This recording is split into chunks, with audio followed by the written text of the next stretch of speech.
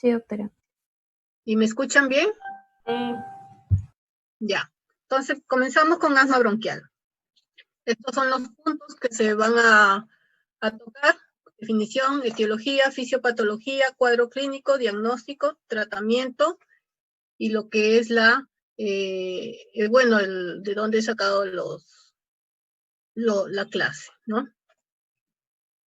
Entonces, esta es la definición actual del GINA. Ha salido un GINA, que la GINA es la Guía Americana para el Asma, ¿no? Del 2020, este año, ¿no? Entonces, sigue siendo una inflamación crónica de la vía aérea, como ya había definiciones anteriores, ¿no? Los síntomas principales siguen siendo la sibilancia, la disnea, presión torácica y tos, ¿no?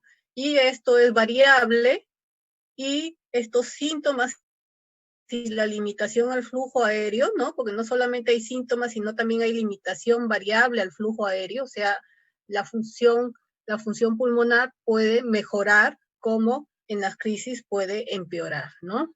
Estas se pueden resolver espontáneamente o con tratamiento. Hasta ahí, aparentemente todo igual en cuanto a definiciones anteriores. Pero la variable la variación es en este último punto, donde ya se acepta que esta limitación al flujo aéreo puede llegar a ser persistente en algunos pacientes. En aquellos, por ejemplo, que no utilizan un tratamiento adecuado para controlar el asma y solamente utilizan tratamientos para las crisis, pero no para controlar el asma, y que ya existe una remodelación de la vía aérea, cambia toda la estructura de la vía aérea, entonces ahí el tratamiento no es totalmente efectivo, y por lo tanto la limitación al flujo aéreo, o sea, la función pulmonar, no llega ya a revertir totalmente a la normalidad. Por lo tanto, es persistente esta limitación. En cuanto a la etiología, estos son los que desencadenan el asma bronquial, y lo de acá es lo que desencadena las crisis asmáticas, ¿no? Una cosa es cuando ya se produce el asma bronquial y otra cosa son las exacerbaciones o crisis asmáticas, ¿no? Entonces tenemos predisposición genética, ya sabemos, siempre hay algún familiar directo, ¿no? Que sufre también de asma bronquial, o que sufre de alergia, ¿no? Alergia, atopía, alergia, tanto en el paciente como en la familia, ¿no? También hiperreactividad bronquial, el sexo, en niños predominantemente se ve más en lo que es masculinos. Y en cuanto a la raza o etnia, lo que es en la raza negra, es varones de raza negra, donde se ha visto que puede ser un poco más frecuente, ¿no? En sí no se sabe por qué motivo. Factores ambientales, ¿no? Los alergenos intra o extradomiciliarios, sensibilizantes ocupacionales,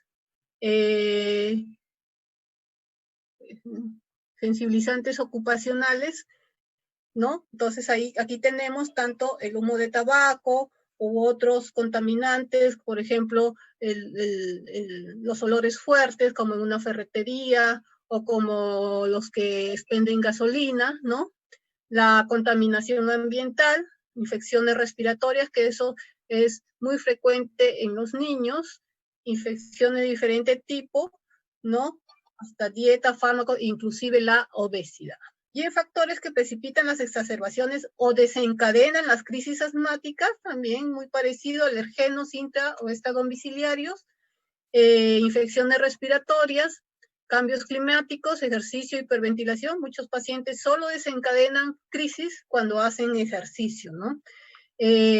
Aditivos o fármacos, como los AINES, por ejemplo, como el ácido acetilsalicílico, emociones extremas, desde un llanto o un estrés severo hasta lo que es una risa aparatosa, puede producir también una crisis asmática, ¿no? Irritantes domésticos, humos, ¿no? Lo que es la lejía, cuando limpian, ¿no? La lejía, cuando barren, ¿no? Lo que es el polvo, ¿no? Y dentro de esto también de los alergenos están pues los animalitos, ¿no? Uno de ellos conocido es el gatito, ¿no? El gato es un animal que si bien por sí solo no es que produzca alergia, ¿no? Sino él al limpiarse con su lengüita, ellos se limpian con su lengüita en la saliva, es donde traen los alergenos, ¿no? Y ahí es donde al limpiar todo su cuerpo, lo impregnan de esos alergenos, y como el pelo se suelta, ¿no? Entonces pueden provocar reacción en el paciente, ¿no? Entonces, directamente, más que todo es hacia la parte alérgica. La mayoría de los pacientes son alérgicos, ¿no? No todos los asmáticos son alérgicos, pero sí una gran proporción se relaciona con la alergia. Un ratito para verla. No, no hay nada. Para ver la sala de espera. A ver. Ahora no me quiere avanzar la computadora. No, entonces, eso es en cuanto a la etiología. Ahora, en cuanto a lo que sucede en la fisiopatología, ¿no? Entonces, va a haber una obstrucción bronquial. ¿Por qué va a haber una obstrucción bronquial, no?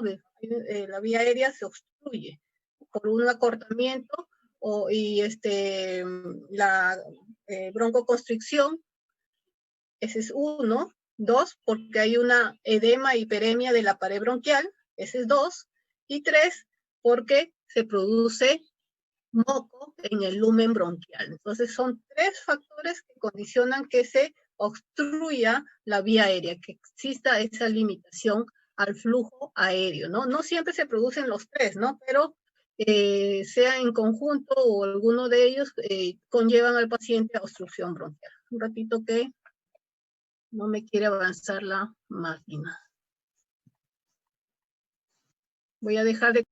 La fisiopatología, lo que les decía, obstrucción de las vías aéreas por cualquiera de los tres factores, ¿no? Entonces aquí tenemos un bronquio, lo que es normal, y aquí uno de asma bronquial, donde hay acortamiento y broncoconstricción del bronquio, donde hay edema, hiperemia de la mucosa bronquial, y donde la luz bronquial se puede haber, o puede existir la presencia de moco, ¿no? Entonces, ¿pero por qué se producen todos estos cambios?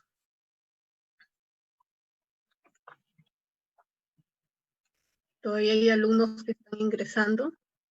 Entonces, estos tres cambios se producen. Voy a apagar mi cámara, creo, para ver si es que de esa manera el internet se...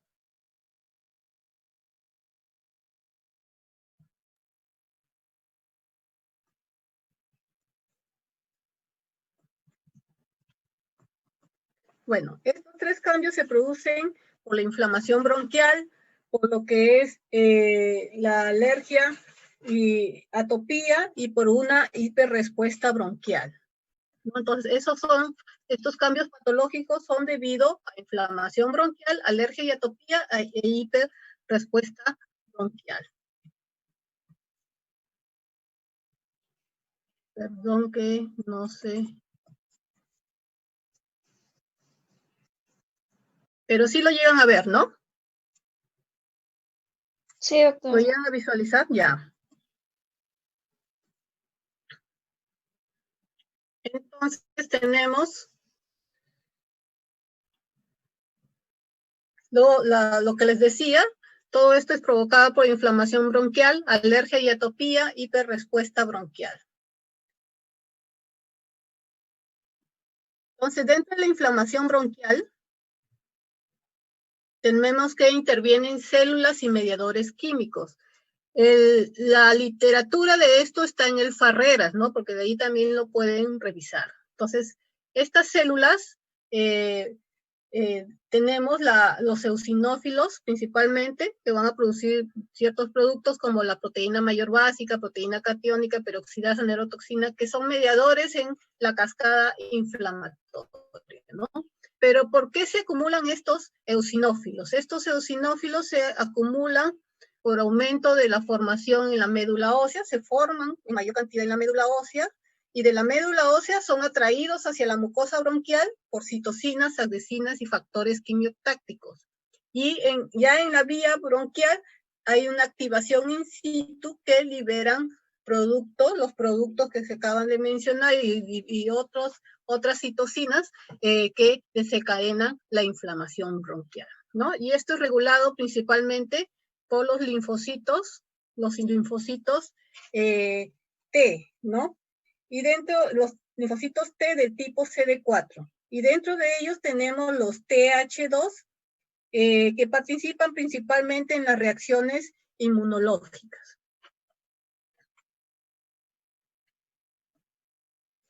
¿No? Entonces, esta es la parte de la inflamación. De ahí tenemos, en cuanto a las células, los mediadores químicos liberados por los eosinófilos y mastocitos. ¿Qué van a hacer estos? Ocasionan edema y broncoconstricción. Estos mediadores químicos van a ocasionar edema y broncoconstricción de la mucosa respiratoria. ¿Cuáles tenemos? Tenemos la histamina, los eicosanoides y el factor activador de plaquetas, ¿no? Y la histamina, que tiene acción broncoconstrictora y se ha visto que aumenta en las secreciones bronquiales. Por lo tanto, se asume de que participa en lo que es el aumento de las secreciones bronquiales. Entonces, y lo que son los eicosanoides y el factor activador de plaquetas vienen, se forman a partir de los fosfolípidos de la membrana celular, mediados por la enzima fosfolipasa A2, ¿no? Entonces tenemos el factor activador de plaquetas y dentro de los eicosanoides tenemos el ácido araquidónico. ¿Qué función tiene el factor activador de plaquetas? Broncoconstrictor, quimiotáctico de eosinófilos, o sea, recluta eosinófilos hacia la vía aérea. Y dentro del ácido araquidónico tenemos la vía de la ciclooxigenasa y la vía de la 5-lipoxigenasa. Dentro de la ciclooxigenasa tenemos principalmente las prostaglandinas que tenemos acá, E2, F2, BD2, la E2 que tiene acción broncodilatadora principalmente y la F2 y D2 que son potentes broncoconstrictores. Y dentro de la vía de la lipoxigenasa tenemos los leucotrienos. Los leucotrienos, dentro de los cuales tenemos el C4, E4 y D4, que son denominados leucotrienos cisteínilo, y que tienen su función prácticamente broncoconstrictora, ¿no? La broncoconstrictora. Y también pueden estimular, aumentar la formación de moco. Entonces, eso es en cuanto a la inflamación bronquial. Entonces, se produce una reacción antígeno-anticuerpo que libera mediadores químicos, los cuales causan cambios en la mucosa bronquial que son responsables de la obstrucción bronquial. Entonces, estos cambios hacen que se produzca lo que es la obstrucción bronquial. Pero también tenemos la parte de alergia y atopía, ¿no? Que esto sí es una condición hereditaria, ¿no? Y donde interviene una producción elevada de inmunoglobulina E, ¿no? Que reacciona frente a sustancias del medio ambiente. Y como es una condición hereditaria, intervienen los genes, ¿no? Y estos genes están en su mayoría en el cromosoma 5 y que regula citocinas como la interleuquina 4, interleuquina 5, interleuquina 13, pero que no es el único cromosoma, ¿no? Aquí vemos otros cromosomas que también pueden intervenir en el asma. Algunos no se ha definido bien su rol, ¿no? Cómo funcionan, cómo intervienen, pero las investigaciones continúan. Y tenemos, entonces, esta inmunoglobulina E, ¿no? Que es formada por los linfocitos B, está regulada por la interleuquina 4, que es sintetizada por los linfocitos TH2. Y esta inmunoglobulina E tiene alta afinidad para fijarse en la membrana de los mastocitos, ¿no? Y estos liberan, pues, sus mediadores. Los principales alergenos, ¿no? A los cuales interactúan, ¿no? Al haber alergenos es donde se va a producir toda la cascada, ¿no? Los diferentes alergenos, que también lo encuentran en su libro Farreras. Entonces tenemos, frente a un antígeno, hay una reacción inmediata y tardía o una hipersensibilidad inmediata y tardía de la vía aérea debida a liberación de mediadores proinflamatorios, ¿no? Los cuales tenemos mastocitos, basófilos y macrófagos, los cuales van a fijar la inmunoglobulina E, que al interactuar con los alergenos específicos va a haber liberación de mediadores químicos y se va a producir toda la cascada para producir las causas de la obstrucción bronquial. Y por último, dentro de la patología, una hiperrespuesta bronquial, que es una respuesta broncoconstrictora excesiva frente a estímulos, a diferentes estímulos, ¿no? Entonces, muchos pacientes asmáticos tienen hiperrespuesta bronquial, pero no todos los pacientes que tienen hiperrespuesta bronquial son asmáticos. Entonces, se evalúa a través de estímulos químicos como la metacolina, la histamina y el monofosfato de adenosina, estímulos físicos como el ejercicio, la hiperventilación y modificadores de la osmolaridad como el mannitol. Dentro de esto, la que mejor se correlaciona con la hiperrespuesta es el monosfato de adenosina. Entonces, eso es en cuanto a la fisiopatología. Ahora pasamos al cuadro clínico. ¿Sí me están escuchando bien? Sí, doctora. Ya. Entonces, ¿cuál es lo típico del asma? ¿No? Asma bronquial siempre van a encontrar pacientes asmáticos, toda la vida. Entonces, lo típico es que aparezca en la niñez, que tenga antecedentes de familiares con asma o atopía, o el mismo paciente sea atópico, ¿no? Que tenga, entre los síntomas, tos, sibilancias o presión torácica, que va a variar de acuerdo al grado de la obstrucción de la vía aérea, ¿no? Y que estos síntomas van a ser variables en el tiempo, ¿no? Por ejemplo, pueden empeorar durante la noche o temprano por la mañana, pueden haber periodos, inclusive bastante largos, donde no hay ningún síntoma y la vía aérea no está obstruida y la función pulmonar, por lo tanto, está normal, como que pueden haber desencadenantes como un cambio de clima o por ejemplo, exposición a polen, ¿no? Que pueden desencadenar que se obstruya la vía aérea, ¿no?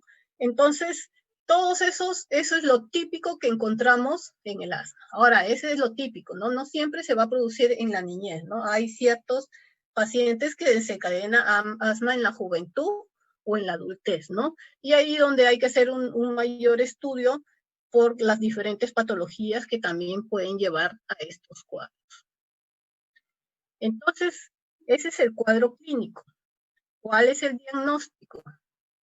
El diagnóstico inicial es clínico, pero hay que confirmarlo mediante la prueba de función pulmonar. Y la principal prueba que se hace es la espirometría con prueba de broncodilatación, ¿no? Es una espirometría forzada porque el paciente pues hace esfuerzo para expirar el aire, ¿no? No sé si ustedes habrán visto alguna vez alguna espirometría o habrán hecho alguna espirometría. Entonces, cuando la vean, van a ver el esfuerzo que hace el paciente. Por eso se llama forzada. Es sin medicación previa. ¿Qué quiere decir? Que el paciente para hacer la espirometría no tiene que tener ningún beta-2 agonista, ningún broncodilatador, broncodilatador que se haya colocado antes de la espirometría, sea de corta o de larga acción, ¿no? Esta va a salir patrón obstructivo cuando nos da el diagnóstico de asma. ¿Cuándo es que puede salir normal? Justamente en los periodos asintomáticos en que la función pulmonar está normal y no tiene ninguna sintomatología, y ustedes le toman una espirometría en ese momento, pues puede ser que sea normal, ¿no? Pero eso no quiere decir que les descarta el diagnóstico de asma. Por lo tanto, son varias espirometrías que es recomendable hacer cuando no se tiene el diagnóstico.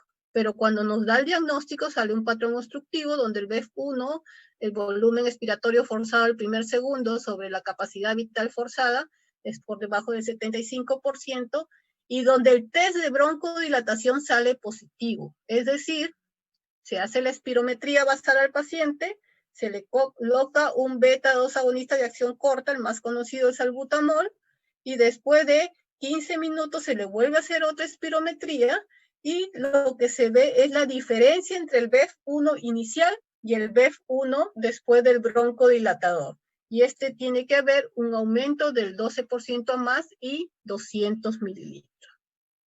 Si a pesar de todos los estudios el paciente no se llega al diagnóstico, después de varias espirometrías y otros estudios que se le puede hacer al paciente no se llega al diagnóstico, es donde recién se pueden hacer otras pruebas, ¿no? De segunda línea, como la prueba de broncoprovocación con metacolina con ejercicio, ¿no? A diferencia de esta prueba, aquí es de broncodilatación, o sea, el paciente lo van a aliviar, lo van a mejorar, ¿no? Pero estas pruebas son más riesgosas porque acá le van a provocar una broncoconstricción. Por lo tanto, tienen que tener, pues, aparte de todo el los insumos necesarios o el equipo, por ejemplo, una exacerbación severa, ¿no? Que tenga que intubar, tiene que tener todo el equipo, oxígeno, ¿no? Etcétera. Porque el paciente, en lugar de mejorarlo, le van a provocar una broncoconstricción. Por eso son de segunda línea, no son pruebas de rutina. Entonces aquí vemos un niño haciéndose la espirometría. Y otra prueba que se puede realizar para el diagnóstico, pero que no reemplaza a la espirometría, más que todo sirve para el seguimiento del paciente, es la medición del flujo expiratorio pico, ¿no? Máximo flujo alcanzado con una expiración, ¿no? Que como ven es un aparato que no necesita mayor cosa, no necesita energía eléctrica, no necesita baterías, y muy portátil, ¿no? Que puede estar en cualquier emergencia inclusive de un puesto de salud, centro de salud, y que nos va a ayudar para ver la severidad, ¿no? De la obstrucción bronquial. Como la mayoría de pacientes son alérgicos, se pueden hacer pruebas de alergia, pero no para el diagnóstico directo de asma bronquial, sino para el diagnóstico de atopía que nos puede llevar ¿no? a tener más, más características para el diagnóstico de asma en ese paciente, ¿no? Nos puede ayudar a sustentar el diagnóstico de asma, ¿no? Entonces se hacen lo que son las pruebas cutáneas o la medición de la inmunoglobulina E específica en el suero. La más utilizada las pruebas cutáneas, pero algunos pacientes no toleran, ¿no? Porque los procedimientos, ¿no? Y es más, un poco más larga.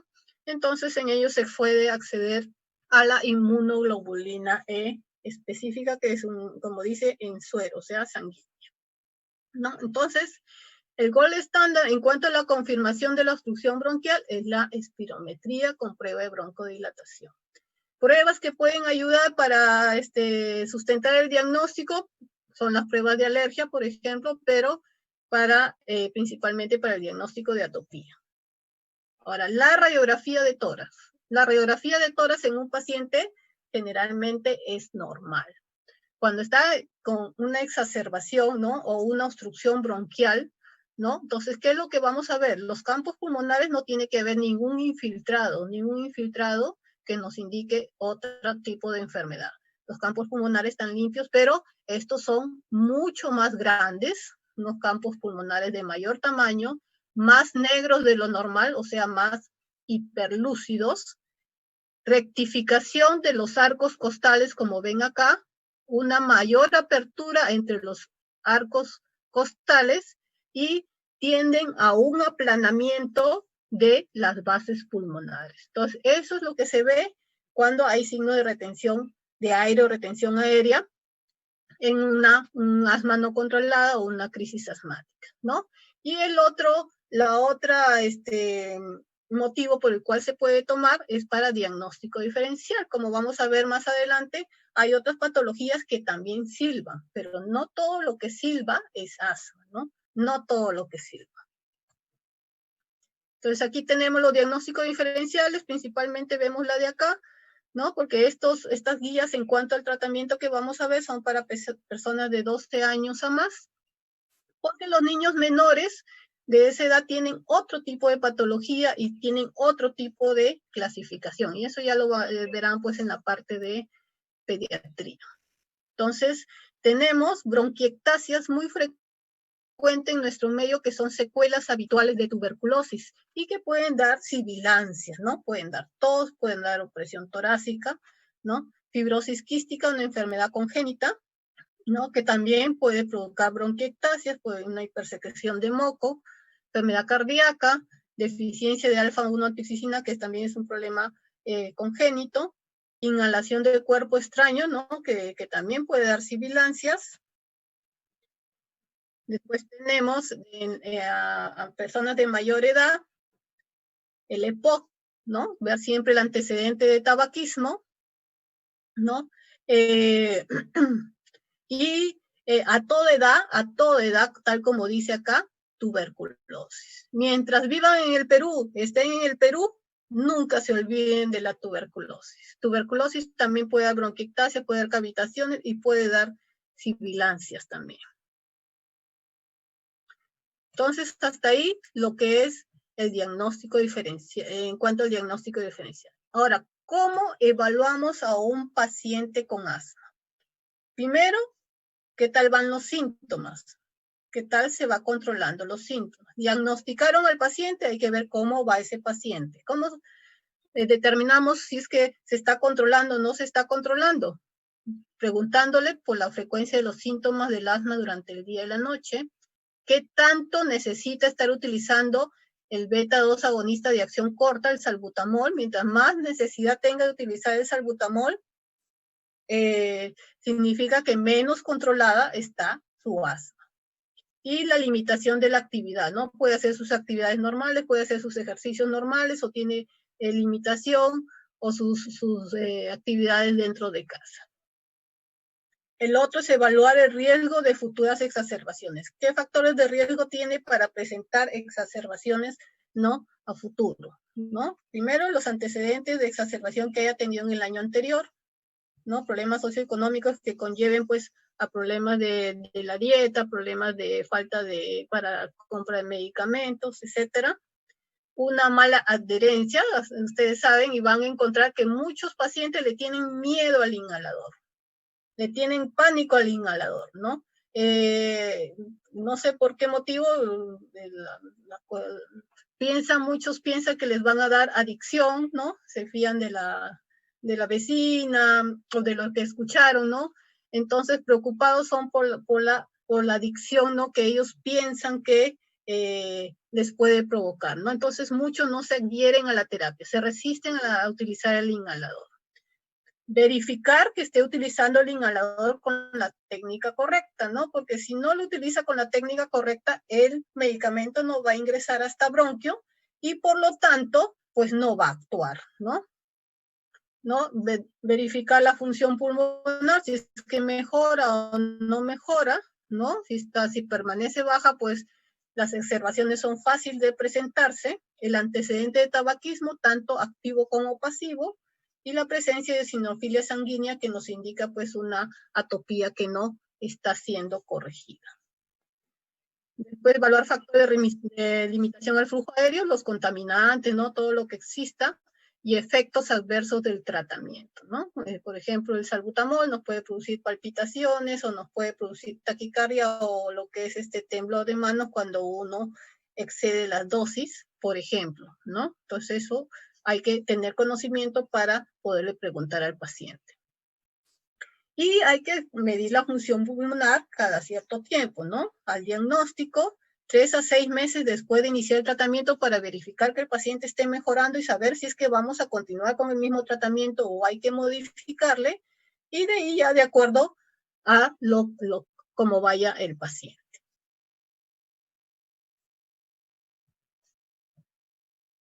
Entonces aquí tenemos la clasificación, ¿no? Que es de acuerdo al grado de control del asma. Y esta clasificación ya viene desde GINA anterior, ¿no? Entonces tenemos bien controlado, parcialmente controlado y no controlado. ¿Y cómo llegamos a estas conclusiones? A través de estas preguntas. ¿Síntomas asmáticos diurnos más de 2 veces por semana? ¿Sí o no? ¿Despierta por la noche debido a asma? ¿Sí o no? ¿Necesidad de uso de medicación para los síntomas más de 2 veces por semana? O sea, el salbutamol, ¿sí o no? ¿Alguna limitación de la actividad debida a asma? ¿Sí o no? ¿No? Entonces, de acuerdo a eso, si no hay ninguno de ellos como sí, entonces está bien controlado. Si uno o dos de ellos es un sí, está parcialmente controlado. Y si todo 3 o 4 de ellos son como sí, pues el paciente no está nada controlado. Y uno, de acuerdo a eso, puede elegir el tratamiento que vamos a ver posteriormente, que es un tratamiento para el control del asma escalonado, ¿no?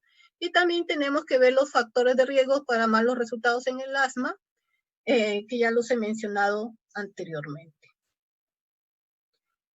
Entonces tenemos el tratamiento controlador, ¿no? El que va a controlar el asma. Una cosa es el tratamiento controlador y otra cosa es el tratamiento aliviador, que es el de las exacerbaciones, el de las crisis asmáticas, ¿no? Muchos pacientes acceden solamente o toman tratamiento, utilizan tratamiento cuando están con las crisis asmáticas. Tienen una crisis, toman tratamiento. Después de 2 o 3 meses otra crisis y así están. Pero en ningún momento utilizan un tratamiento controlador que es el que realmente, como dice su nombre, va a controlar el asma, va a desinflamar la vía aérea para controlar el asma. Entonces, ¿cuáles son los objetivos de este tratamiento? Lo que les he traído es lo último en cuanto al GINA del 2020, ¿no? Entonces, los objetivos a largo plazo del manejo del asma son lograr un buen control de los síntomas, ¿no? Minimizar el riesgo futuro de mortalidad, exacerbaciones y limitación persistente al flujo de aire, porque cuando el paciente no accede al tratamiento controlador en forma oportuna, es donde se remodela la vía aérea y ya cuando se quiere colocar este tratamiento ya no es efectivo en su totalidad en algunos de ellos. Y evitar, pues, los efectos secundarios del tratamiento. Esos son los objetivos a largo plazo del manejo del asma.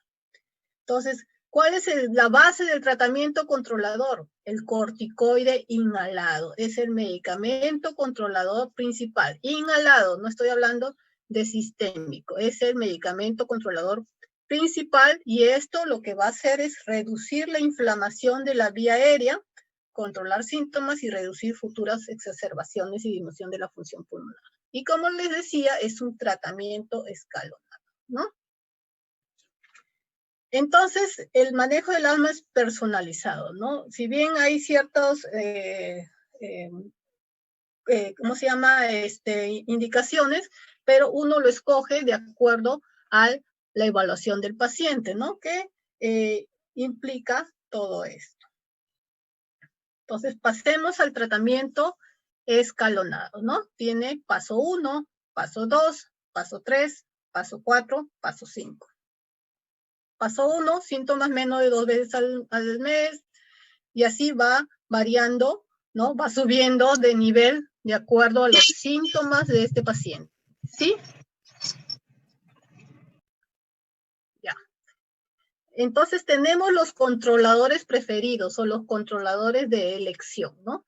Entonces dentro de estos tenemos el corticoide inhalatorio, que va a ir acompañado de un beta-2 agonista de acción prolongada, que en este caso es el formoterol, ¿no? Y estos estudios en el paso 1 se han hecho con budesonida, formoterol, o sea, el corticoide inhalatorio aquí sería la budesonida, ¿no? Y esto se va utilizando las dosis de acuerdo a los pasos que uno elija. A partir del paso 3, pues puede ser cualquier corticoide inhalatorio con cualquier beta-2 agonista de acción prolongada, ¿no? Y en el paso 5 son aquellos pacientes que no revierten totalmente, o sea, es un asma no controlada severa, donde aparte de indicar el corticoide inhalatorio con el beta-2 agonista de acción prolongada, ya se puede añadir el bromuro de tiotropio, que es un anticolinérgico de acción prolongada, que más su principal uso es en el EPOC, ¿no? Ya terapias anti-inmunoglobulina E, que ya los dan los inmunólogos, ¿no? Y otras terapias. Como opcionales está el corticosteroide inhalado solo, como monoterapia, ¿no? Y el beta-2 agonista de acción corta, como el salbutamol. En el paso 2, como alternativa, son los antileucotrienos, ¿no? El más conocido, el montelukast, ¿no? Y así se pueden utilizar los dos en el paso 3, ¿no? y se puede añadir bromuro de tiotropio en el paso 4, pero es solamente en el paso 5 como alternativa, viendo el riesgo-beneficio, que se puede adicionar dosis bajas de corticoide sistémico oral. Prednisona, prednisolona, lo más utilizado.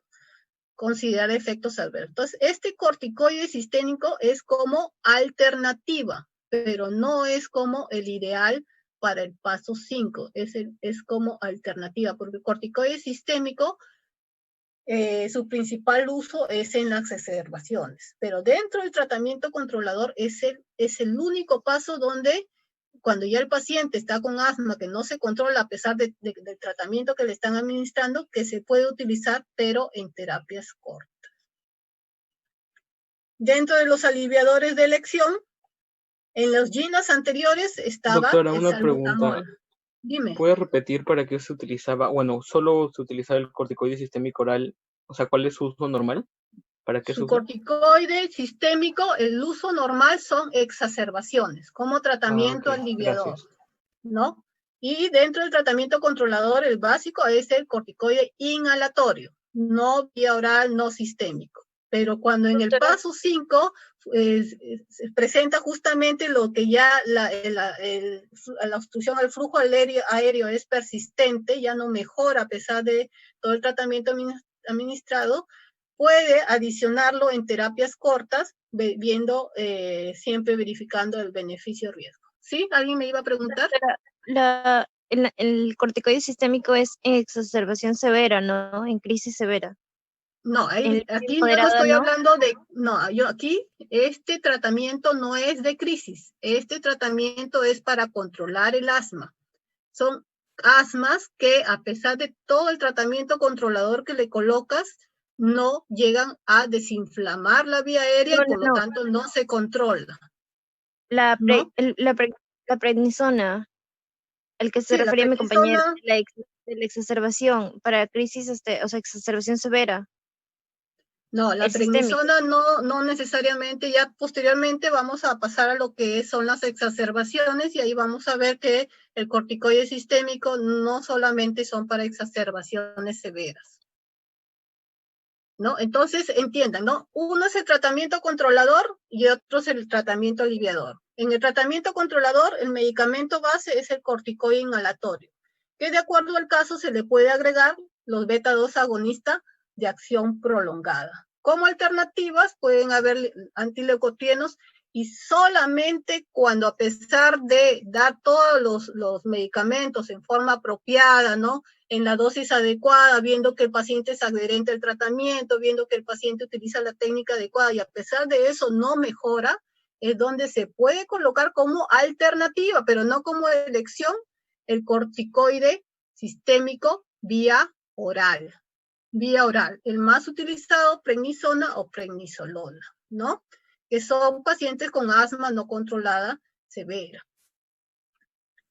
Pero el principal uso del corticoide vía oral sistémico, o el corticoide sistémico en general, sea vía oral o no, sistémico, es en el tratamiento aliviador, ¿no? Ahí donde tiene su función antiinflamatoria.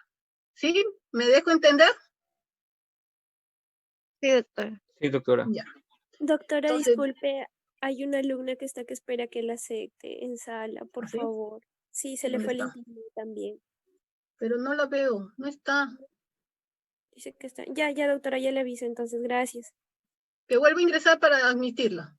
Ya, doctora, gracias. Doctora, los pacientes que están en paso 5 son los pacientes refractarios, ¿no?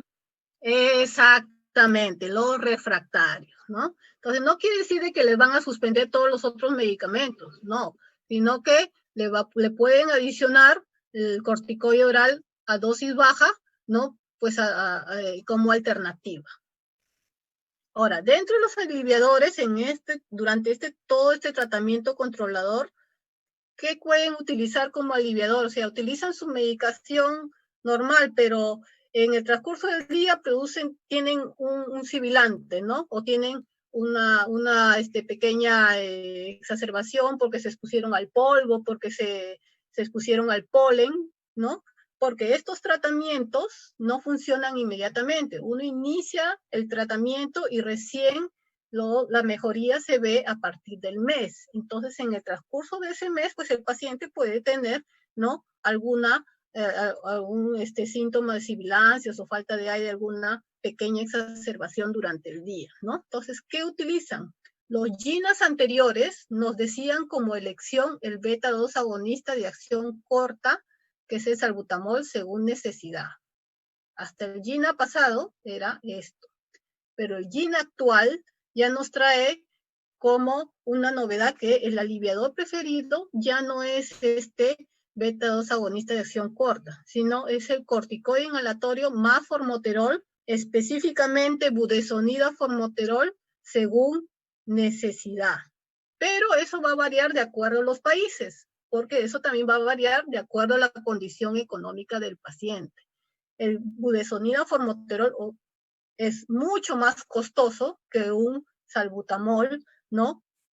Un beta-2 agonista de acción corta como es el salbutamol. Y por lo tanto, al menos en nuestro país, ¿no?, todavía seguimos utilizando como para necesidad durante el tratamiento controlador de alguna exacerbación que se presente por ahí, el salbutamol.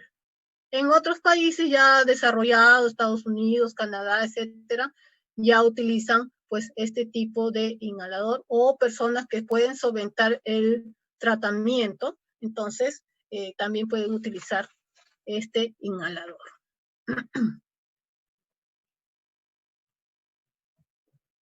Entonces los fármacos que tenemos, como les dije, el principal corticoide inhalatorio, tenemos la beclometasona, la budesonida, la fluticasona, y la combinación de corticoides beta-2 agonista de acción prolongada, donde tenemos la fluticasona como el corticoide, el salmeterol como el beta-2 agonista de acción prolongada, la budesonida formoterol, uroato de fluticasona con el bilanterol, que son otras opciones que se pueden utilizar, ¿no?, en estos pasos. Paso 3, paso 4, paso 5.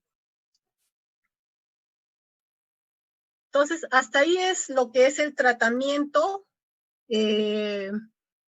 controlador. Entonces, ahora recién pasamos al tratamiento aliviador, al de las crisis asmáticas.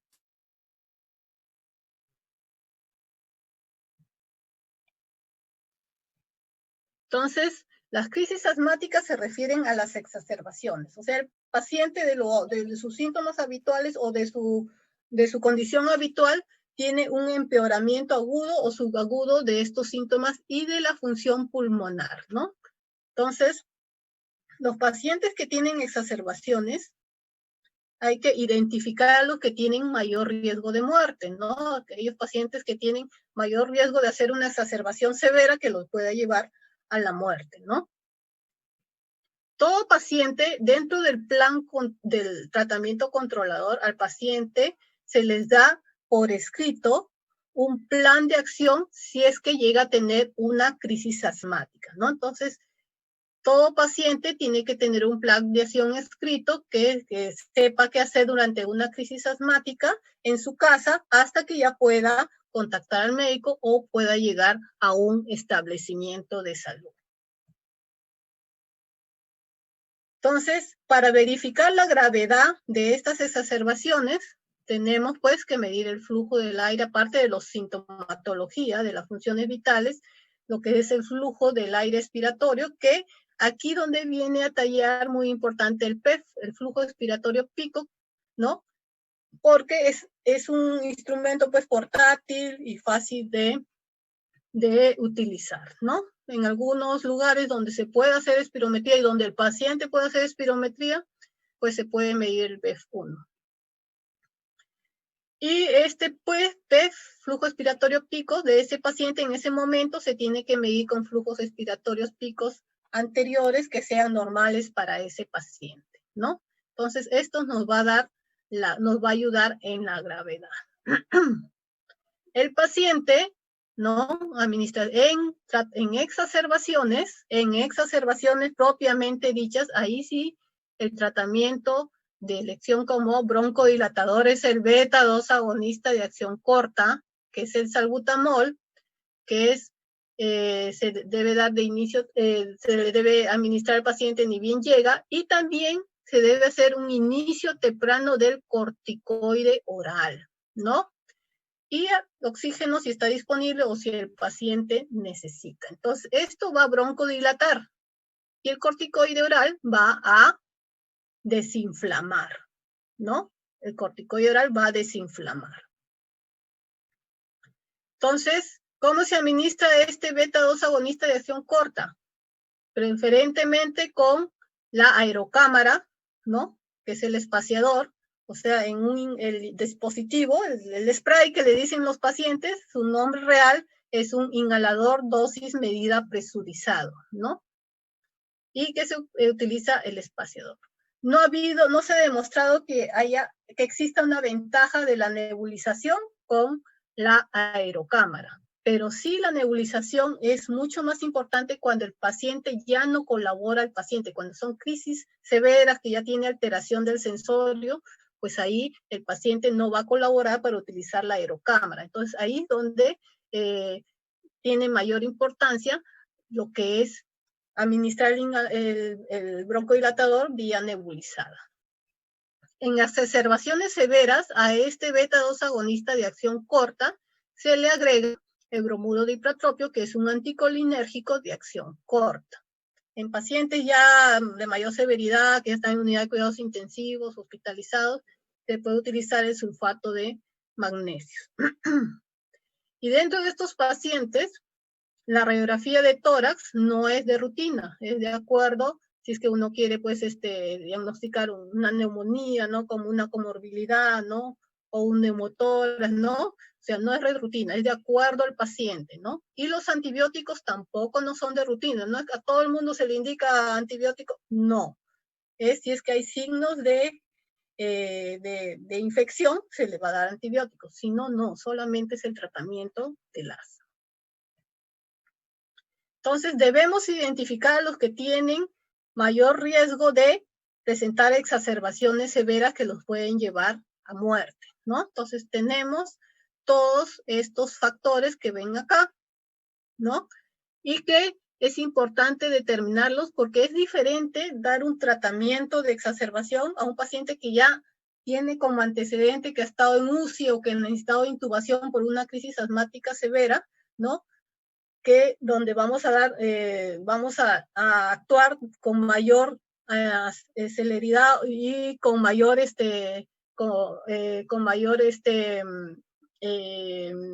dando medicamentos, ¿no? Que actúen inmediatamente, que dar un tratamiento de exacerbación a un paciente, pues, de que no haces crisis de ese tipo, ¿no? Entonces, tenemos la clasificación de las exacerbaciones. Esto es lo que nos trae el GINA. Leve o moderada, severa, y cuando ya hay amenaza de la vida, es donde se puede producir la alteración del sensorio y el tórax silente. Está la obstrucción que ya el murmullo vesicular no moviliza y ustedes cuando auscultan, pues no escuchan nada, no se escucha nada. Es un tórax silente. Es un signo de severidad, de un asma de amenaza de vida. Entonces, ¿cuál es el algoritmo en la atención primaria? Que es lo que ustedes van a estar, ¿no? Cuando salgan de médicos, ¿no? Esto es en adultos, adolescentes y niños de 6 a 11 años. Entonces, primero, el paciente llega, ¿no? Presenta la exacerbación, que tiene que ser aguda o subaguda, y verificar primero que sea asma. Segundo, los factores relacionados a muerte. Y tercero, la severidad de la exacerbación, ¿no? Entonces, de acuerdo a esto, van a clasificar en leve, moderada, severa y amenaza de vida.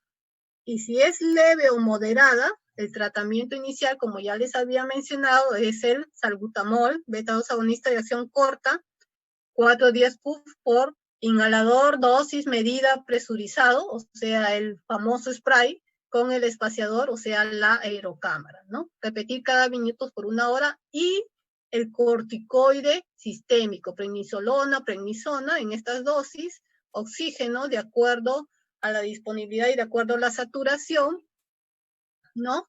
Y si el paciente empeora, hay que trasladarlo a un centro de cuidados intensivos, y de igual manera, si es una exacerbación severa o una amenaza de vida, ¿no? Pero no es cuestión de que lo lleven y punto, ¿no? Sino mientras lo van trasladando, el paciente tienen que comenzar a darle su beta-2 agonista de acción corta con su bromuro de ipratropio. Habíamos visto que bromuro de ipratropio se adiciona al beta-2 agonista de acción corta cuando son exacerbaciones severas a más.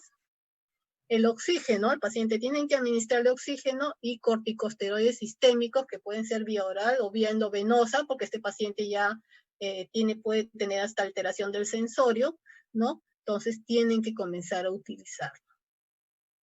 Entonces, si el paciente después de una hora lo evalúan, ¿no? Y hay mejoría, entonces evaluación para el alta. Mejoría de síntomas, ¿no? Si es que ya no necesita utilizar el salbutamol, ha mejorado el PEF, la saturación de oxígeno mejoró a más del 95%, ¿no? Y hacer las indicaciones del alta. ¿Qué va a utilizar el tratamiento aliviador, ¿no? Que tiene que continuar a demanda cada vez que lo necesite. ¿Qué va a utilizar como tratamiento controlador? Si no utilizaba, hay que iniciarlo o aumentar la dosis que tenía, ¿no? Siempre de verificar la técnica inhalatoria para ver que se lo está colocando adecuadamente y si es adherente al tratamiento. Continuar con el corticoide 5 a 7 días en adultos y 3 a 5 días en niños, ¿no? Y la reevaluación en 2 a 7 días y 1 o 2 días en niños, ¿no? Y en la reevaluación, pues tienen que ver los signos y síntomas, los aliviadores, si cómo van el uso de los aliviadores, cómo va la necesidad. Como tratamiento controlador, también continuar las altas dosis, unas 2 semanas o hasta 3 meses, dependiendo del paciente, verificar los factores de riesgo y escribirle nuevamente el plan de acción. Y no solamente un plan de acción escrito, sino explicarle al paciente, ¿no? Que él entienda qué es lo que tiene que hacer si es que presenta una nueva exacerbación. Entonces, hasta ahí lo que es el tratamiento aliviador. ¿Alguna pregunta en cuanto al tratamiento aliviador?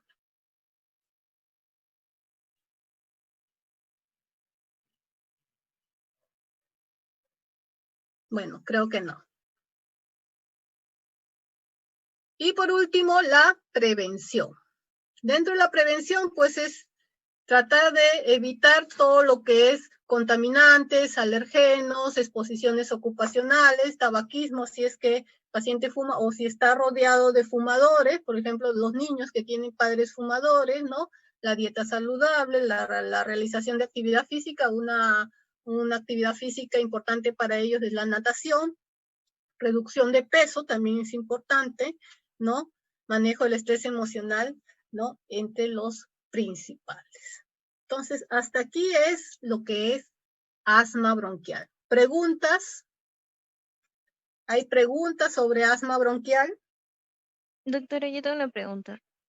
En Dime. el caso de infantes, de niños, por ejemplo, menores de 7 años, cuando usted dijo que se vería en pediatría, se refería a los diagnósticos diferenciales, pero en esos niños, por ejemplo, si tienen, o sea, ¿se puede decir que ya tienen asma o es a partir de los 7 años? Eso fue como que no me quedó claro. O sea, estas guías son a partir de los 12 años, porque se ve que en los niños menores de 12 años, inclusive menos de 6 años, tienen otras patologías totalmente diferentes, inclusive otras clasificaciones diferentes y otros tratamientos diferentes a los que le he mencionado, ¿no? Ahora, los niños, muchos niños en la niñez, estoy hablando antes de los 2 años, también pueden sibilar, pero no necesariamente van a ser asmáticos, ¿no? Muchos de ellos sibilan por la inmadurez que tienen o el tamaño tan pequeño que tienen de su vía aérea, que pequeñas obstrucciones o pequeñas secreciones pueden hacer que sibilen, ¿no? Y a medida que van creciendo, esto va mejorando, que es a partir de los 2 hasta inclusive los 5 años, ¿no? Es donde la mayoría deja de sibilar y de ahí donde recién podemos determinar si es que el paciente podría ser asmático, ¿no? Pero las guías que les estoy presentando son para personas de 12 años a más. ¿Respondí tu pregunta? Sí, doctora, gracias. Ok. ¿Alguna otra pregunta para pasar a tuberculosis? Bueno, parece que no. Voy a dejar de compartir la pantalla para poder